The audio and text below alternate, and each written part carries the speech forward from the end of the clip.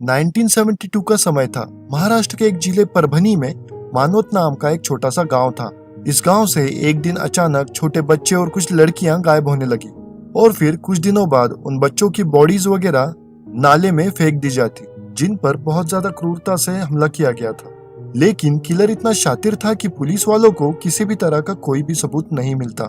जहां एक तरफ अकाल के कारण पूरा देश भूखमरी से मर रहा था, वहीं दूसरी तरफ कोई था जो इन मासूम बच्चों को मार रहा था। धीरे धीरे ये खौफ इतना बढ़ जाता है कि लोग अपने घर से निकलना बंद कर देते हैं और कंडीशन इतनी वर्स्ट हो जाती है कि इस स्टेट के होम मिनिस्टर को इसमें इंटरफेयर करना पड़ता है और आखिर में ये केस महाराष्ट्र की सीआईडी को दिया जाता है, जिसमें रत्नाकर कुलकर्णी नामक एक सीआईडी ऑफिसर को इस केस का इंचार्ज बनाया जाता है। अब ये ऑफिसर अपना सब कुछ दांव पे लगाकर इस केस को सुलझाने में लगा हुआ था। तभी उसे एक और बच्चे की मौत की खबर मिलती है, जहां इसके पहले की सारी डेथ्स में किसी तरह का कोई सबूत नहीं मिला था। लेकिन किलर ने इस बार एक गलती कर दी थी और इस बच्चे के डेड बॉडी के साथ कुछ सबूत छोड़ दिए थे। अब इन्हीं सबूतों को साथ जोड़कर इस केस को सॉल्व करने की कोशिश करी जाती है, जिस पर से सामने आती है एक खौफनाक कहानी जिसने पूरे देश को हिला दिया था। क्या थी ये कहानी, कौन है ये मुंजा और खजाने का इस कहानी से क्या संबंध है और कैसे हुई 11 लोगों की डेथ, जानेंगे आज की इस वीडियो में, जिसमें हम 1972 में हुए मानवत केस के बारे में चर्चा करेंगे।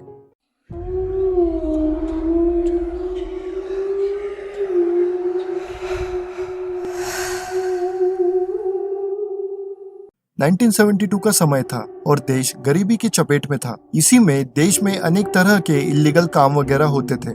इसी में मानवत नाम के एक छोटे से गांव में एक औरत रहती थी जिसका नाम रुक्मणी था, जो दिखने में तो बला की खूबसूरत थी, पर अपने कैरेक्टर की वजह से उसे अपने पति ने छोड़ दिया था।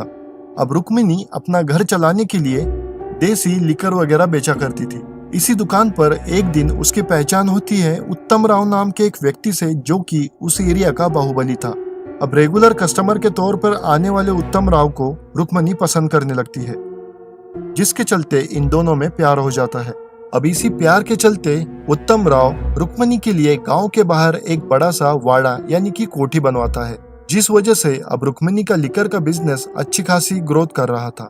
अब पैसा और सारी ऐशो आराम होने के बाद भी रुक्मणी एक चीज से दुखी थी। असल में वो मां नहीं बन सकती थी, जिस वजह से वो भगवान वगैरह में बहुत मानती थी, लेकिन उसका कोई फायदा नहीं हो रहा था। अब इन्हीं हालातों के चलते एक दिन उसकी मुलाकात एक तांत्रिक से होती है, जिसका नाम गणपत साळवे था, जो उसे विश्वास दिलाता है कि वो उसकी मदद जरूर करेगा, लेकिन उसके लिए उसे तांत्रिक के कहे अनुसार कुछ रिचुअल्स वगैरह करने होंगे।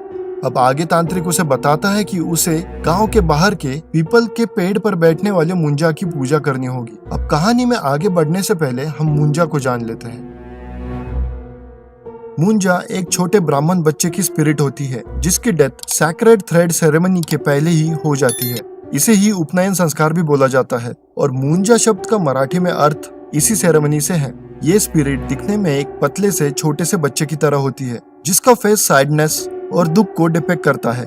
ऐसा इसलिए क्योंकि ऐसा माना जाता है कि इस बच्चे की कुछ ख्वाहिशें अधूरी रह गई होती है। ये स्पिरिट ज्यादातर महाराष्ट्र के कहानियों में फेमस है। इस स्पिरिट की इच्छा इनकम्प्लीट होती है, जिसे पूरा करने के लिए ये लोगों को हॉन्ट करता है। अब मुंजा के बारे में बताया जाता है कि ये स्पिरिट किसी बरगद के पेड़ वगैरह पे रिसाइड करती है। मुंजा की स्पिरिट हमेशा खतरनाक हो ऐसा जरूरी नहीं है, बस अपनी इच्छाओं को पूरा करना ही उसका मेन गोल होता है। स्पिरिट के पास बहुत सारी पावर्स होती है, जिसमें वो लोगों को अपने रास्ते से भटका सकता है, शेप शिफ्टिंग कर सकता है और लोकल लोगों को मार सकता है। अब यहाँ मैं आपको बता दूं कि मुंजा को लोग भगवान के तौर पर भी मानते हैं। लोगों का ऐसा मानना है कि ये उनकी इच्छाओं को पूरा करता है। अब मुंजा के बारे में बताया जाता है कि अनमैरिड डेथ होने की वजह से उसके डिजायर्स फुलफिल नहीं हो पाते और यही कारण है कि ये अनमैरिड लड़कियों को भी हॉन्ट करता है। Back to story. अब गणपत रुक्मणी के डेस्परेशन को समझ रहा था, जिसके चलते वो रुक्मणी को कुछ मंत्र और रिचुअल्स बताता है, जिससे कि वो मुंजा को खुश कर सके और उससे वरदान के तौर पर मां बनने का सुख मांग सके। अब इसके चलते कई दिनों तक रुक्मणी मुंजा की पूजा वगैरह करती है।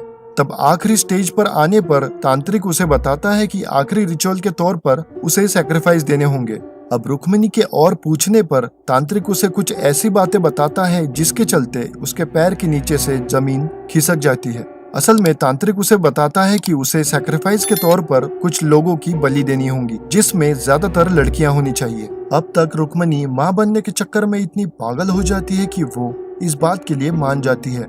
अब ये सारा काम रुक्मणी और गणपत से होना पॉसिबल नहीं था, जिसके चलते ये दोनों एक प्लान बनाते हैं, जिसमें वो उत्तम राव को एक खजाने के बारे में बताते हैं। असल में 1600 के समय में इस गांव में एक युद्ध हुआ था, जिसके चलते यहाँ के लोगों ने रातों रात इस गांव को खाली कर दिया था, जिस वजह से लोगों ने अपना सोना वगैरह जमीन में छुपा कर रख दिया था। और इन्हीं कहानियों का फायदा उठाकर रुक्मिणी और गणपत उत्तम राव को ये बताकर शामिल कर लेते हैं कि वो लोग तंत्र शक्ति से उस सोने को ढूंढ सकते हैं। अब खजाने की लालच में उत्तम राव तैयार हो जाता है और अब शुरू होता है मौत का तांडव, जिसमें उत्तम राव के लोगों ने गांव से एक एक करके पूरे 10 बच्चों को गायब करवा दिया था। ये लोग उन बच्चों को गायब करते, उनको मारते और उनकी खून वगैरह से रिचुअल्स करते। अब इनका मानना था कि ऑफरिंग के तौर पर दिया जाने वाला खून मुंजा को खुश करता है और इसी रीजन से वो उनकी विश कंप्लीट करेगा। अब इसी के चलते इनमें से एक लड़की का तो सर शरीर से अलग करके उसे ऑफर किया जाता है। अब लगभग 10 वारदातों को बड़ी ही शातिर तौर पर अंजाम देने के बाद और कोई भी सबूत पीछे ना छोड़ने के बाद 11 टारगेट को मारने में ये लोग एक गलती कर देते हैं, जहां पर वो लोग कुछ सबूत वगैरह वहीं पर छोड़ देते हैं, जिसके चलते पुलिस इस केस में इन्वेस्टिगेशन करके उन लोगों को पकड़ लेती है और इन्हें जेल में डाल दिया जाता है। लेकिन ये कहानी यहीं खत्म नहीं होती। असल में सबूत के अभाव के कारण इस केस के मेन एक्यूज उत्तम राव और रुक्मणी को इस केस से बाइज्जत बरी कर दिया जाता है, लेकिन बाकी लोगों को फांसी हो जाती है।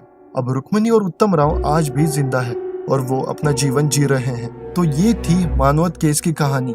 रियल हॉरिफाइंग केसेस का यह पहला एपिसोड था, जिसके टोटल 10 एपिसोड्स आएंगे। तो आगे के वीडियोस के लिए चैनल को सब्सक्राइब करें और वीडियो अच्छी लगी हो तो लाइक और शेयर जरूर करें।